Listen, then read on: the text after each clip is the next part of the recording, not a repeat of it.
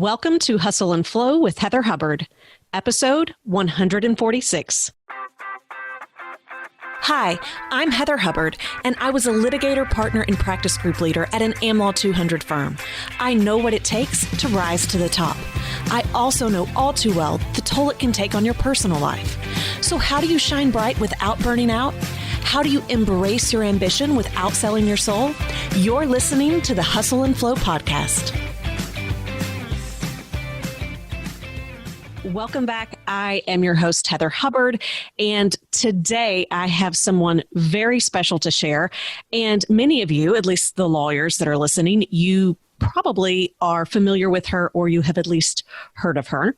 We have today Kori Carew. She is the Chief Inclusion and Diversity Officer at Seyfarth Shaw, and she is a very popular speaker on all things authenticity, belonging, D&I. She actually has a TED Talk called Just Belonging, Finding the Courage to Interrupt Bias.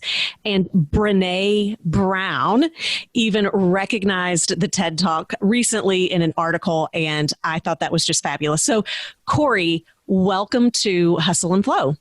Thank you, Heather. I am so excited to be here. And after listening to your introduction, I'm like, hey, I need to meet this person. But thank you for all the work that you've done to help empower women to be better leaders, to be more successful as lawyers, and just to live their best lives, because it's so important. And I've long admired the work that you do. And we kind of connected virtually on the interwebs before we actually met in person. And I'm excited to be here. Thanks for inviting me. Yeah, absolutely. And thank you for those kind words. I have to say, so I think it was LinkedIn. Somehow we got connected there. And, you know, part of what we're going to be talking about today is authenticity. And I was immediately attracted to you because your posts seemed so different, right? So I think sometimes we show up in a very stuffy or corporate way, even on LinkedIn, because that's what that platform kind of is. And I love seeing people who show up as their real selves, or at least it feels that way to me. I feel like you do that. I feel like Michelle Wimes does that. And I'm just really drawn to those types of posts. So since we're talking about how we met, I'm kind of curious, you know, as to, does that ever even show up for you? Like when you're posting on LinkedIn as someone who, you know, embraces their authenticity, do you ever think, oh, should I say that on this platform? Well, occasionally I do, right? Well, actually, I shouldn't say occasionally. Quite often I do, because even though I have my own voice and I have my own views, I do work for a law firm. Yep. And I have always worked, well, I shouldn't say I've always worked for a law firm. I've worked for law firms for over 18 years. 18 years as a lawyer, and then the times that you worked in a law firm, you know, when you were clerking or being an associate, a law clerk during the school year or a summer associate. And so there's always that voice that says, well, what if somebody at work doesn't like what you said? Mm-hmm. And I think that's where the courage piece comes in and the authenticity practice comes in, because the authenticity part is actually making a conscious choice that you are going to show up as yourself and that you are going to stand in integrity. You know, the concept of being whole and integrated with your whole self, your beliefs, your views, and then saying, no, this is important. And it's important that I share this message. And this is what I think and believe. And I believe that what I'm about to say will serve the work that I'm called to, the work that I'm committed to. And so then you say it. And that also, it's not just practicing authenticity, it's also practicing courage. It's practicing courage to say, okay, well, maybe not everybody will like this, but it's the truth and it needs to be said. And I hope it leads to dialogue, or I hope it leads to awareness. But that doesn't happen that often. Most of the time, the stuff that I post, I am either in a teaching mode or a learning mode. Mm. And so then I'm sharing as I'm processing, I think. If you watch me on social media, I sometimes have spurts. Like I'm not the person who will religiously post 3 things every day. Yeah. I have times where I'm silent on Twitter. I have big times I'm silent on Instagram because I haven't quite wrapped my arm around that. But I tend to post more when I'm working on something. Mm. So if I'm preparing for a CLE or I'm preparing for a presentation, or if I'm preparing for a meeting, or if it's during my study time, I do anywhere from an hour and a half to 3 hours of professional development every day, whether it's listening to podcasts or reading articles or reading books. And so things will come at me in the strangest of ways. I've written posts because I was going through the Starbucks drive-through and noticed just how weeds will peek through concrete, right? Mm-hmm. And then all of a sudden it makes me think, because I'm working on retention or I'm working on engagement, and I think to myself, wow, sometimes law firm conditions can be so difficult for attorneys of color, and yet still we persist. Some of us still persist despite the obstacles. And that thought just came from the drive-through lane at Starbucks. So, and then I'll post it or I'll tweet it, while I'm parking, because the thought came to me. So I try to practice being true to myself, true to my thoughts and the vision of what I'm trying to accomplish and what I believe that my work is for this season and this place. So, we're talking about attorneys of color and retention. I know something that I felt from as a family, like not having any other attorney, like I didn't know any attorneys growing up. And so when I then got into a big law firm, like I felt totally in over my head and like someone was going to recognize I didn't belong there. And that's a conversation that I often hear when working with diverse attorneys of color, that if they didn't have that same, like white shoe background, they walk in and they're worried about what to do and what to say so that they're not seen as an outsider. So I'm curious as to your thoughts on, is there a balance between showing up in that, what's expected corporate culture way and truly being yourself? Or what line do you walk? How do you figure out what is authentic and what can I even bring to the table? Is it everything? Is it all of me? Or is it just parts of me? What are your thoughts on that? Well, my thoughts on that, really, there's never going to be a one size fits all, right? And so there are layers to the conversation. I think the most important thing and the most important work that we have to do is the work on ourselves. And so that self-awareness and self-knowledge to really fully understand who you are, what your strengths are, what you bring to the table, what your superpowers are. I think a lot of times when we walk into environments, we face the pressure to cover. I mean, essentially what you're talking about in many respects, it's a combination of authenticity and covering, where the social norms, there's a normative lens of what it takes to succeed in the organization. And let's face it, that normative lens is based on white, male, heterosexual, able-bodied men. Yeah. And so then here you come and they say, hey, we want diversity. We welcome diversity. And then diversity gets there. And now you say, well, but don't be too diverse, be like us. And so, my job is twofold. And I always tell people this. It's twofold. It's one, it's to help people succeed in the environment that we have, right? So it's to help the woman, the minority, the person who is LGBTQ or differently able to survive and thrive. But my job is also to help the organization understand that normative lens is not conducive for the 21st century. It's not conducive for diverse community or a diverse law firm. And neither is it conducive for us to be competitive. And so you're doing two things. You're building a new ship while you're trying to help people adjust to the ship that's there. So that's just big picture. And I apply that individually.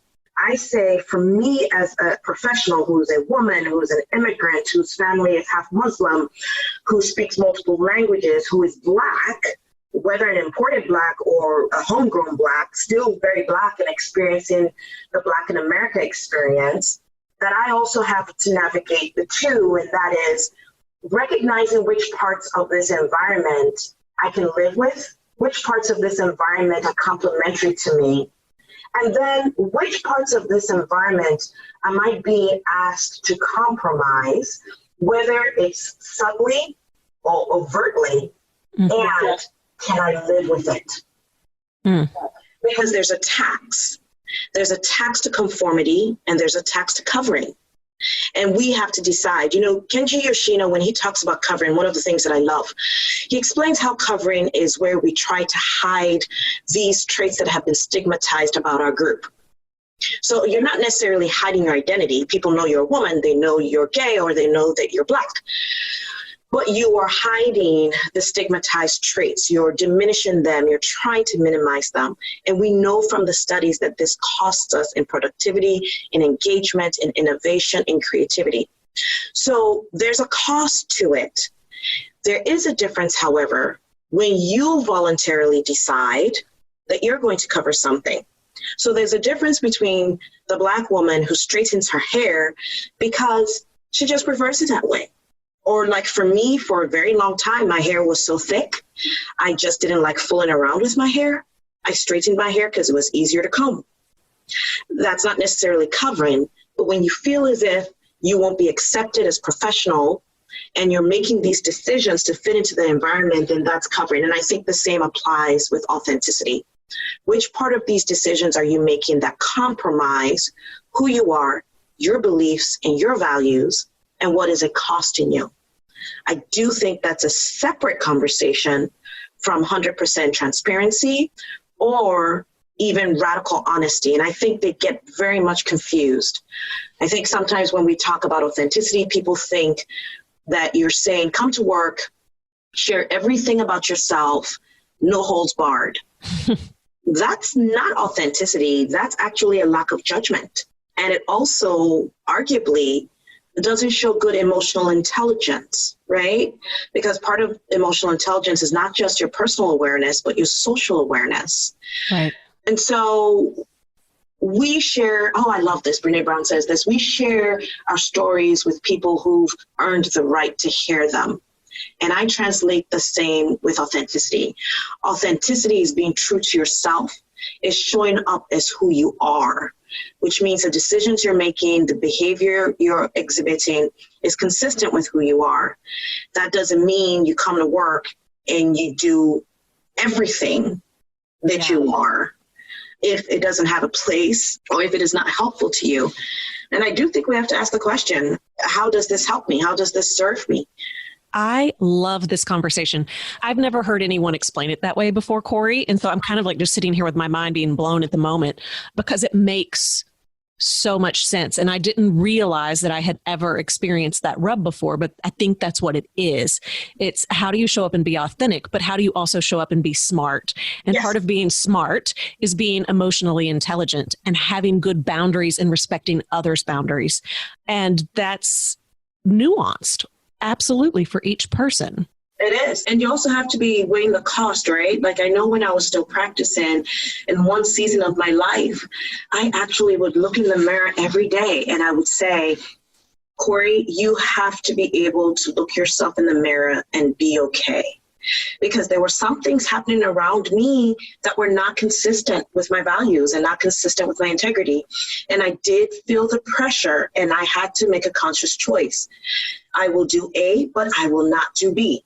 I will be aware of the politics, but I will not wrestle in the mud with pigs. I will do X, but I will not do Y. And I even had to approach authenticity and my values and my integrity the same way I would litigating. Saying to yourself, as a defense lawyer, am I going to play in the sandbox that the plaintiff has built? Or am I going to say, no, here's where I win and we're going to play over here, which is what we do when we defend cases, right? The plaintiff builds their scene, they build their case, and we look at it and we say, well, if we play on their terms, they win. That's why they drew the box the way they did. So we're going to build a different sandbox. And it's the same thing, pigs enjoy wrestling in the mud. They will always win. So you have to decide what is true for me. Where does joy come from? What drains me? What works for me? And what I have found is that even in situations where I've said, I recognize political rules and I recognize it and everybody knows I recognize it, but there's certain things I won't do. Or I recognize that this is the code, but I'm going to push the envelope and say, no, I like color. I will wear African clothing to work. I do wear a big afro. Sometimes my hair is purple. Sometimes it's copper. Sometimes it's, hot pink. I love your hair. Thank you. And here's what I found. It hasn't hurt me. It hasn't hurt me. Instead, I've had people come up to me and say, thank you. I've had people come up to me at my last firm and say, ever since you joined, I have become more comfortable in my skin, in my hair. I've had executives say, you've encouraged me to be more courageous and to speak up more and stand up more. And honestly, Heather, I'm more productive. And the studies show that when you're an authentic leader, you are at least 20% more authentic. People trust you. I've had people that I've supervised come up to me and say, hey, how am I doing on XYZ? And I'm asking you because I know you will tell me the truth. You won't, excuse the language, you won't bullshit the feedback. Right. And I've appreciated that. I've had partners who said, I want your opinion on X. I've had a boss who would ask me a question and look at me and he'll say, you don't have to try to package it for me. Give it to me straight. I can take it, because they can see on my face. And it's not hurt me in the sense that, are there environments where it wouldn't be welcome? Yes. Are those environments I want to be in? No. Is that a statement of privilege? Absolutely. I recognize that sometimes we are in workspaces where we have to stick it out for a season. Mm-hmm. But I'm at the stage in my life where even when I interview with people, I'm assessing how is this environment going to react to me being my authentic self? Yeah. You guys, great news. The 2020 planners, project pad, and bookmarks are finally here. More than a typical planner, it is a complete planning system that will revolutionize the way you approach your days, weeks, months, and years. It will help you achieve your biggest goals and work on that to-do list so that you can take back your day and focus on what matters most. Get yours now at lifeandlawplanner.com. I mean, I'm curious because I assume you feel this way, but maybe not. I mean, so much of retention, right? I mean, I think there are a million different reasons why people leave. And there's absolutely, there's bias and there are issues with raising kids and whatever else. But I've always genuinely believed that one of the biggest reasons people leave is they don't feel like they can fully be themselves. They're constantly conforming and a part of your soul starts to die. And you eventually get out and you start looking for environments. And there's not always a ton of environments that really allow you to show up and be your true self and to shine. So one, I'm curious on your opinion on that. But two, because this is the work you're doing, right, in a firm, and you said part of it is helping the firms and the company see that the normative lens is part of the problem. How do you go about addressing that?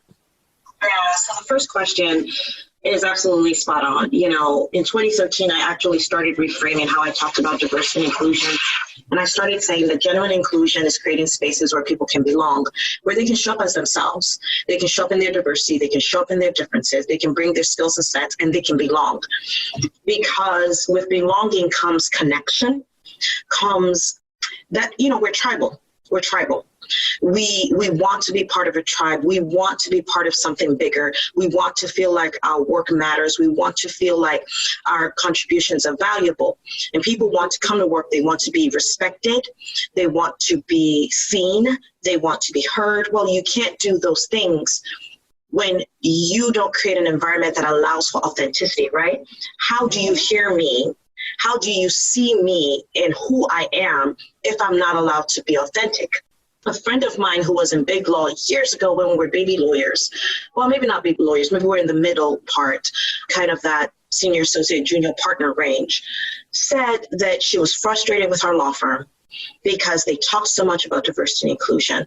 But when they talked about diversity and inclusion, it was all about what she needed to do to conform. And so you're in this profession, it's hard enough. It's stressful enough. The hours are long. The billables are high. There are these expectations of being available 24/7.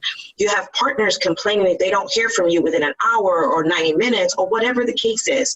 There's politics, there's agendas.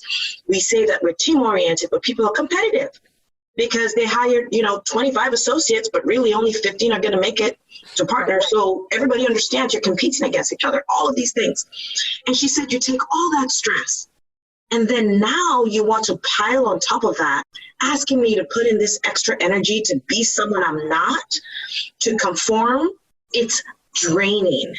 Yeah. And that's true. And the studies bear that out. And so it is a huge part of the engagement and advancement problem is women and minorities and people who are LGBT or disabled are trying to succeed in environments that oftentimes don't make space for them, for their diversity.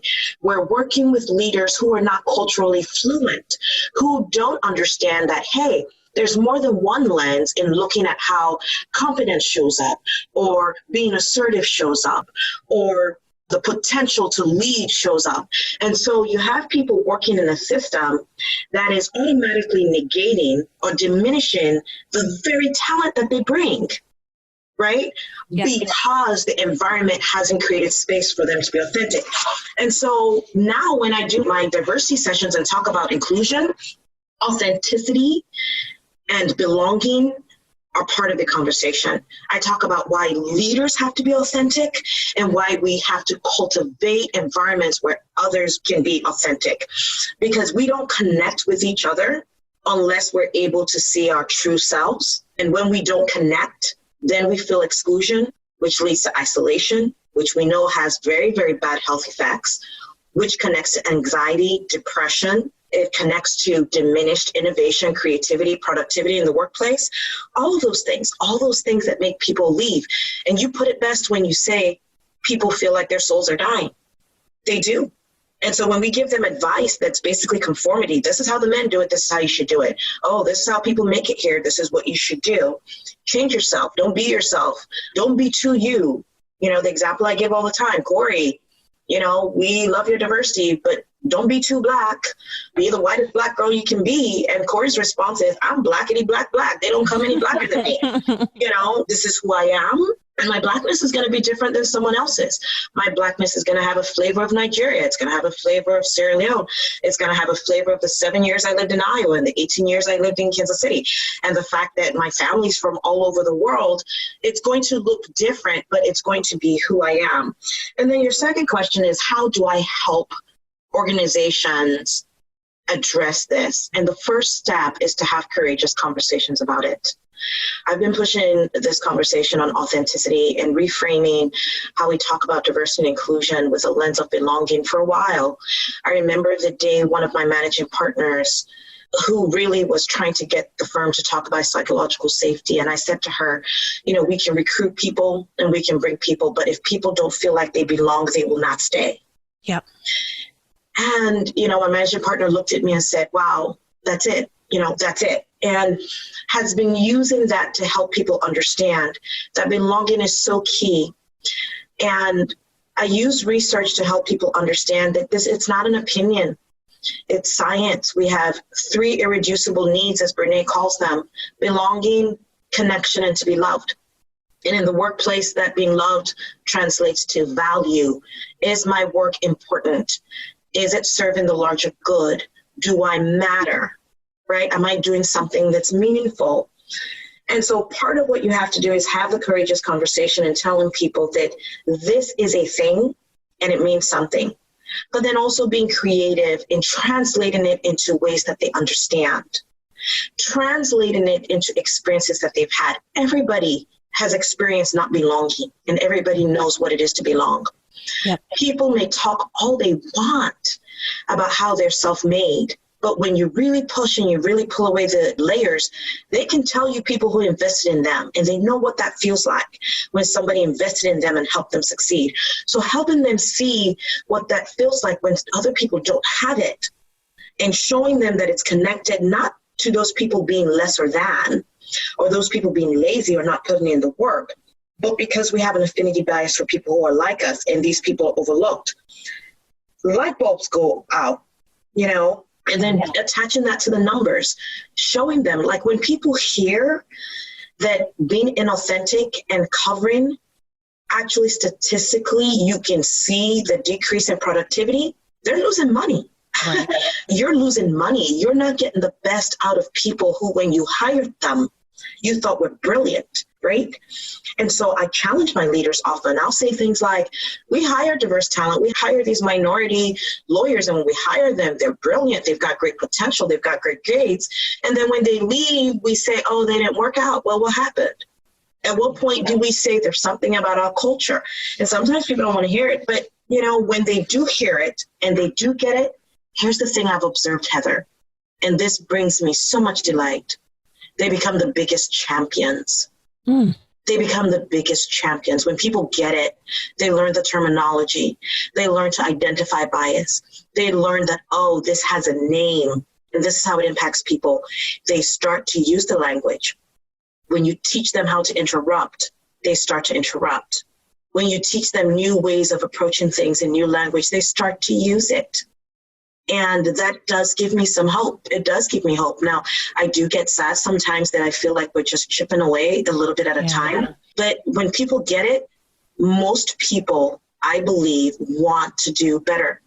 And if you show them how the old system is not working and you show them how they can do better, they lean in. Especially people who have privilege and power. Yep. I think a lot of times they get, you know, white men, I think sometimes get a bad rap, but I've seen white men, when they recognize that they have power and they have privilege and they recognize they can do something about it, oh, they're on fire. Yes, I've seen that too. Right. I mean, having watched your TED Talk a few different times, the discussion around, you know, privilege and people recognizing it. I remember having a conversation in the firm with someone I really like, and he was like, you know, I have daughters, but like I worked so hard to get where I am. And, you know, I've not been given anything. And it's like, yes. And there's still a ton of you at the top and not the rest of us. So what does that mean? Yes. You worked harder than us, or that we don't want it as much? And they just get defensive and then it doesn't do anything. And then there are others. I was often like the only woman in a boardroom, right? And there was a conversation and it was clear that they didn't even see their bias or what they were saying or what they were doing. And as soon as you brought it up, because I think there's plenty of research that the more women and minorities and other underrepresented people in the room, you can interrupt a little bit more because you tend to see it. And the others who had no clue, they see it with that lens and they're like, oh, yes. And then they're like, let's make sure we try not to do this in the future. Do you see it? Like, what is it? Is it just if someone's receptive? Is there a common denominator between the people who don't get it and just get defensive and those who have those light bulb moments? I think part of it is where people are on the spectrum. And let's face it, you know, I think sometimes people have interpreted even my TED Talk as saying you can have a conversation with anyone, or even saying that every view is equal. So, for example, if someone has some really hateful and bigoted views, you know, interpreting my prongs of empathetic listening differently and making space as saying, well, you make space for that. When the reality is people are in different places on the spectrum. There are people who are in denial. They are in denial that race is a thing, that gender is a thing, and that it has impact. You can't have a conversation with that person coming in at the authenticity level, or even coming in at the, hey, let's interrupt some biases, because they don't even believe. I mean, Heather, we live in a country where there are people who say that racism is dead. Ugh. We live in a country where people say slavery happened a long time ago. Nobody alive today was a slave or owned a slave. Well, you can't have a conversation with that person about systemic racism until you go back to understanding how the impact of yesterday continues today and showing them where it shows up. Now, if that person isn't receptive to hear, you won't get them. But I also think that our job is not necessarily, you know, let me use an evangelism comparison. Your job isn't necessarily to win every soul on the first try. Sometimes I have been convinced of things years after repeated conversations, because you hear things from different places and then one day something connects and you go, oh, I probably shouldn't give this example, but when I was in college, I had a professor that I adored and he pushed me and pushed me. He thought that I was brilliant. He thought that I was smart. And what he would say to me sometimes, I would get a paperback, right? And it would say A+. But he would have these red there and he would say, once again, excellent analysis, brilliant way of approaching the issues. But I just wish you wouldn't be such a lazy writer. You overuse the be verb. Okay, Heather, I heard this from him so many times, and I would meet with him and I would say, what are you talking about? I didn't get it. I go to law school and they're talking about passive and active voice. Yeah. And then all of a sudden it was ding, ding, ding. Oh my God, that's what Professor Reinhardt was talking about. Okay. But that's what he was talking about. He had been trying to work with me in college about that passive active voice. And I didn't get it until law school, after I had heard it now 2 years, 3 years. Now, I'm happy to say most things I learn faster than that. I'm usually quicker on the uptake, but I think that it's like that with race and diversity issues and issues around any other kind of diversity. I mean, think about how much we've grown as a country when it comes to understanding LGBTQ issues. And right now, a lot of us are still learning about, gender conforming and non-binary, but we will learn. We will continue to stretch and grow. But, to answer your question, yes, there are people that you can't work with right yet. There are people who are in the denial phase. There are people in the antagonistic phase, right? They're not ready to listen. And like in that TED Talk where I give the tips on how to listen better, I do it because so many people don't listen. And if you can't get through people at that stage, you're not getting to the others. Yeah. If people cannot listen and be willing to hear, not what they want to hear, but what is actually said. If we're not able to hear beyond just our ears and our minds, to hear as humans, to hear the humanity from each other, then we don't even get to the next step. So in my work, at least in the organizations, and I believe even in communities, we can't try to win them all. I started using, I remember reflecting on Malcolm Gladwell's The Tipping Point and realizing, wow, I've been putting so much energy thinking I have to convince everybody in the organization. And maybe I don't. Maybe I need to convince that first group of people who are going to be the trendsetters, who are going to be the early starters. And then they'll start, and then the second wave of people will follow. And then the people who wait till everybody else has done it before they do it, they'll follow. And then once you get to that point, now you've got a tipping point and others will follow.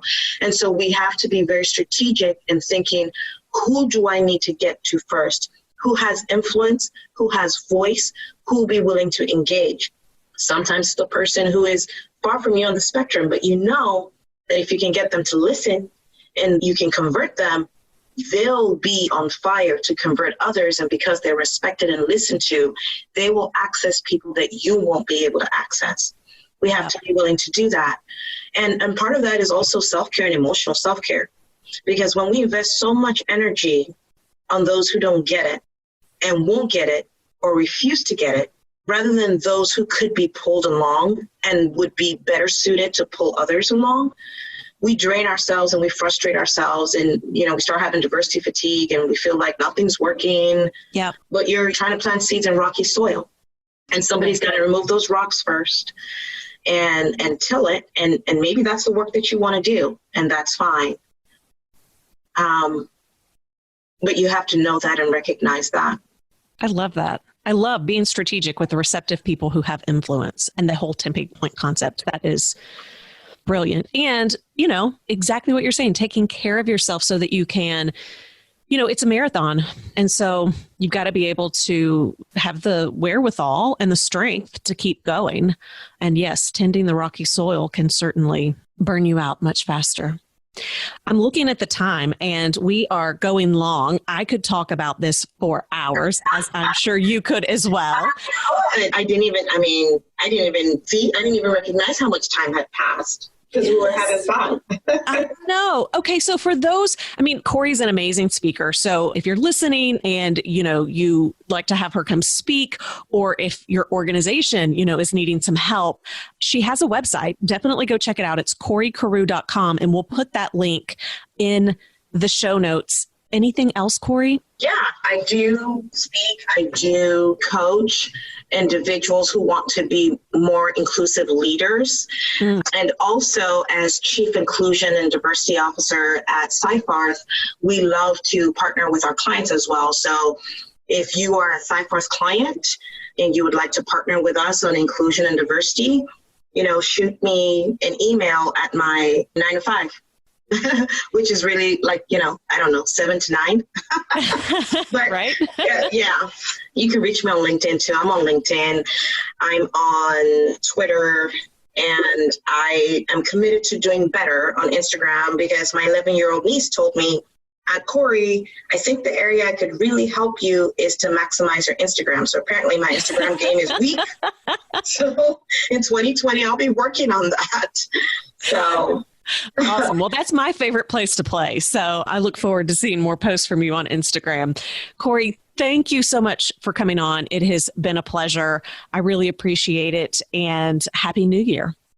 Happy New Year to you too. I look forward to partnering more with you. And I can't wait to hear what you have on the podcast to help us finish the year, because I know it will be good.